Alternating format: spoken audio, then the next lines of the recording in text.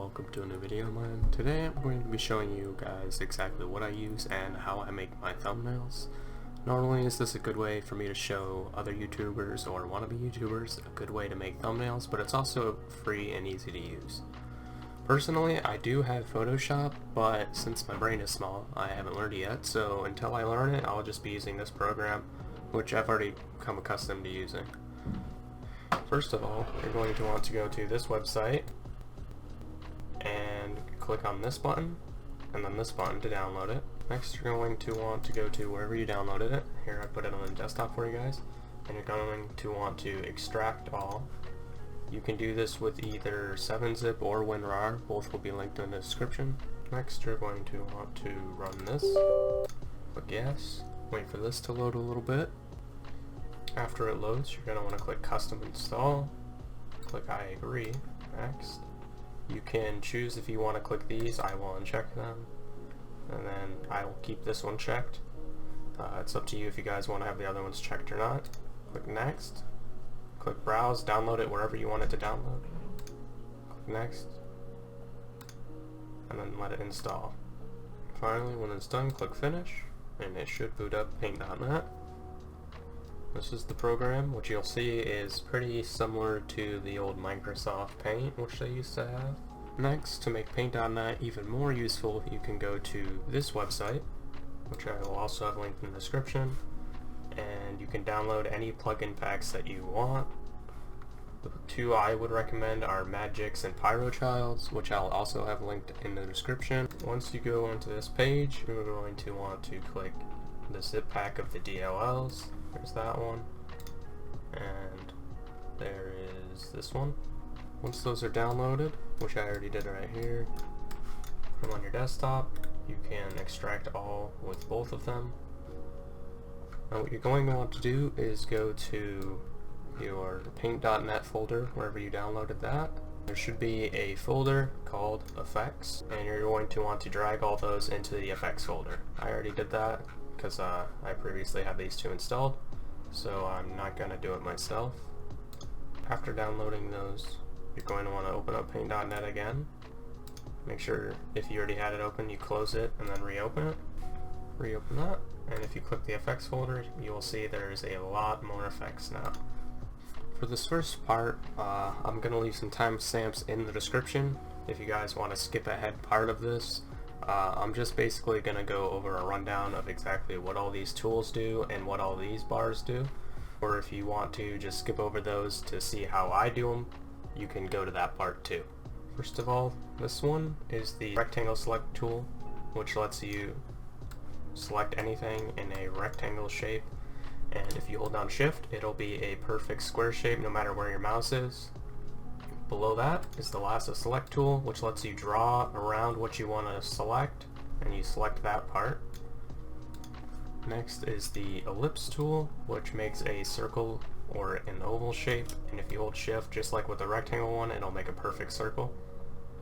Below that is the magic wand tool, which if I do something like this,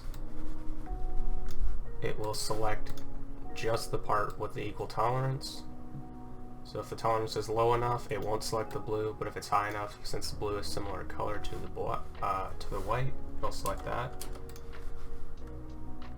As you can see, since black is so different, it won't select the black line, but it'll select the white and blue because they're similar. Next is the Move Selected Pixels arrow, which allows you to move the part that you selected. Like if you use the rectangle tool, you can move this white square around now, or whatever you had selected. Below that is the Move Selection tool, which allows you, let's say you make a selection but it's just slightly off. You can move that selection just a little bit and it'll keep the shape, but you can move that around. You can even rotate it if you hold down right click. Below that is the magnifying tool, which if you left click it'll zoom in, and if you right click it'll zoom out. Below that is the hand tool, which allows you to move the entire project around. Next we will go to the gradient tool, which is just below that, which allows you to make a gradient out of the two colors that you currently have selected. Your first dot will be where the primary starts, and your second dot will be where the secondary color ends, like this. And you can also change the colors mid-selection if you want, as long as you don't press enter or start another tool. Next, we'll go to the paint bucket tool, which allows you to paint whatever item is selected, or if it's nothing selected, it'll paint the whole layer like this. Whatever color is in your primary, and if you right click, it'll be your secondary.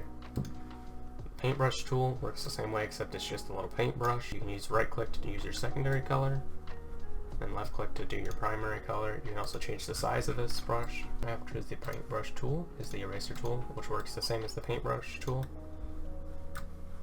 And you can also change the size of that to whatever you want. Then we have the pencil tool, which is like the paintbrush, except it only does a 1 pixel line. After the pencil tool, you will see the color picker tool, which if let's say I do a gradient, and I want this specific blue right here, you just left click on that and it'll select it and set it as your primary. If you right click, it'll set it as your secondary. Next up is the clone stamp tool, which, let's be honest, nobody's ever going to use, so let's just ignore that. Here is the recolor tool. It'll repaint it to the secondary color if I hold right click, and the primary color if I hold left click. Next up is the tool that you'll probably end up using the most, which is just the text tool, which allows you obviously to make text. You can change the size of it, you can change the font, whatever you want.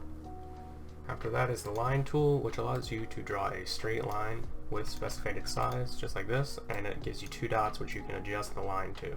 After that is the shapes tool, which will let you make either squares, circles, and all these other shapes in here. And just like with the rectangle and ellipses select, it'll make a perfect shape if you hold shift while doing it. Okay, finally, after all the tools, here's the other stuff, which is pretty nice to know how to use. Obviously, this is the toolbox. Right here, you'll see the color panel, which you can select colors on either the wheel, you can adjust all these bars, or just use the preset colors. Over here is the layers box, which I actually made a lot bigger. Usually it's about this size. I make it a lot bigger just so I can see all the layers that I have. Here is the history box, which will allow you to see everything you've done. Like if I do that, and then I paint bucket, we'll see paint bucket, and then if you want to click on one that you previously did, it'll go back to that step, or you can use the undo arrow and the redo arrow here.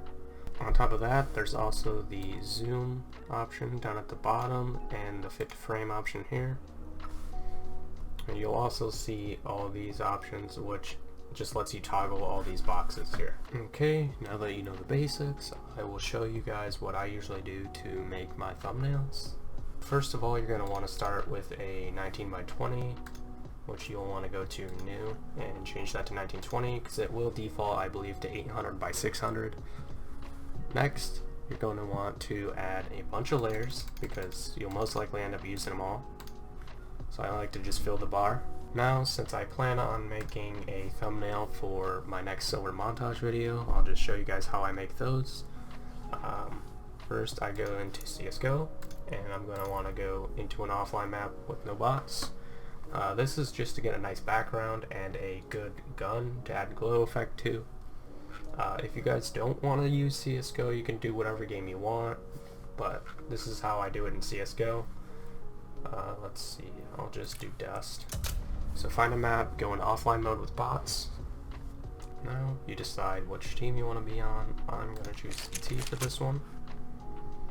Next, you're going to want to make sure that there's nothing ugly covering your screen, such as this FPS counter and the net graph on my screen. So I will get rid of net graph to begin with. If you hold Shift and Tab, you'll open up this, go to settings, in-game, and I can get rid of my FPS counter, or you can add it. Next, I'm going to want to enable SV Cheats 1, and type in the command, which I will have linked in the description and shown on screen, which will get rid of all your HUD and stuff like that. Now, I'll give myself the M401S, something like that. And now you're going to want to find a good spot to take a screenshot. I am going to make one staring down mid, like this. And you're going to want to hold F to inspect your gun. Make sure your gun is out of any shadows to make it look better. And take a screenshot. Now you're going to want to import your screenshot into PaintDotNet. If you don't know where your screenshots go for CSGO, just go on Steam, over CSGO, scroll down till you find screenshots, click Manage My Screenshots, and then this will open up. Click Show on Disk and scroll to the last one, whatever one you wanted to use. Now I'm going to clear these out, and you're going to want to just drag this on here and add layer. This will add the background of the Steam screenshot to your game. Now, if you want to get a glow around your gun like I do in my thumbnails, you're going to want to go a layer above this.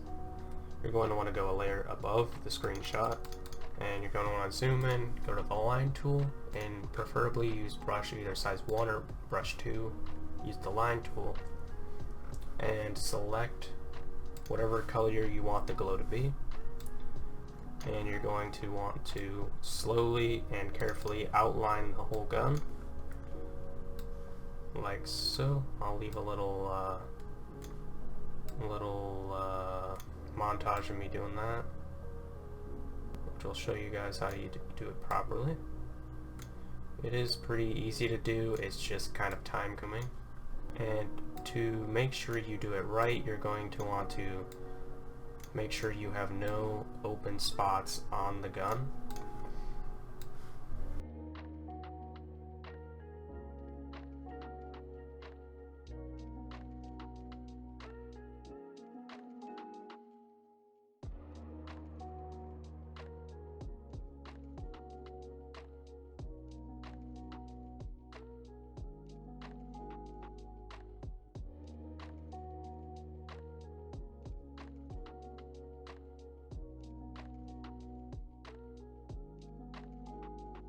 Now, as you can see here, instead of just going around this thumb, I'm going to connect them here because the gun actually reaches about here. So there's no reason to go around the thumb here. And for parts like this, I'm also just going to do this because there is no connection being shown because of the hand. And I'll also do the same thing within here. I will just connect it to about here. And I will get rid of this part later.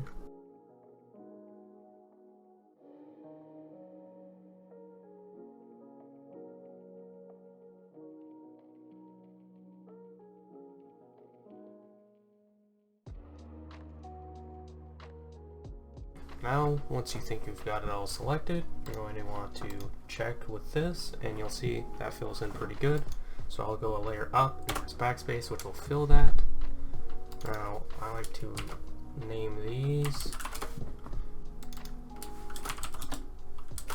This will end up being the gun glow layer, and this will end up being the gun layer. So you're going to want to select this, go down here, Control C, then go back up to the gun layer, Control V, which will paste the gun over top of the pink. You can clear the, you can uncheck this little box on the lines layer, which will make it not appear. And you'll see you won't even be able to see this part until you add the glow. So now you're just going to want to go to the gun glow layer and go down to Effects, Photo, Glow, and you're going to want to make a glow that you like. So I tend to not mess with the brightness. I usually just put the radius on max. If you want the pink glow, you can just keep the contrast on 0, brightness on 0, and it'll be whatever color this gun glow line was. And if that's not enough glow for you, you can Control F, which will just repeat glow process, and you can do that as many times as you want until it looks good to you. I personally think this one looks pretty good, but just to be sure, I'm actually going to copy this layer and repaste it. And that way I can do it on this layer, and if I don't think that looks good, I can test out other things on this layer. For example, I want to test what it'll look like with the contrast on 100 to have just a black outline glow. And I think that actually looks pretty good, so I'm going to keep both of these and I'll decide which one I want later. After that, you're going to want to move on to fixing the glow where the parts where it should not be, such as on here you can see this little part shouldn't have glow on it, but it does. So you're going to want to go to that layer and you're going to want to carefully erase the things you don't think should have glow.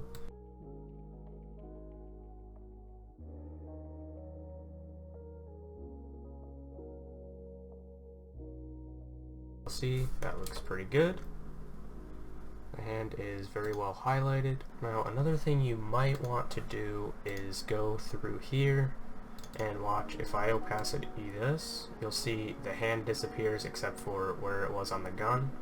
So you might actually want to select the do another one of these but with the gloves.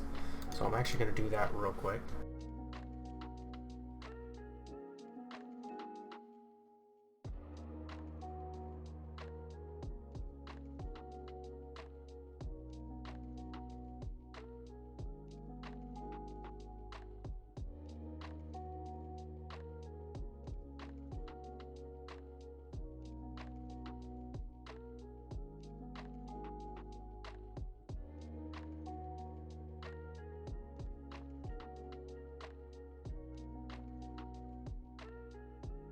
Now you're going to want to select everything you have in this layer. You're going to want to click on the inside of this line with a magic wand, and then if you have another line like I do here, hold Control and click on that part too, and you'll also select that part. Now go down to the regular picture, Control C, and paste that in the arms lines layer. There's nothing in here, and you'll see arms. Now if I get rid of these lines and I put this below the gun, you will see when I get rid of this background, the arm is still there. Now unknowingly, I accidentally got rid of this part in the gun. I meant to only get rid of it in the gun glow, but I'll just go fix that real quick. Okay. Now that that is fixed, we are going to want to start adding in our text. You're going to want to go to a website such as DaFont and find a font that is either free for personal use or 100% free that you like, and download that. I'll just do this one just to show you guys. Now go to the folder it was downloaded in, right click, extract all, open that up, open up this, and click install up here.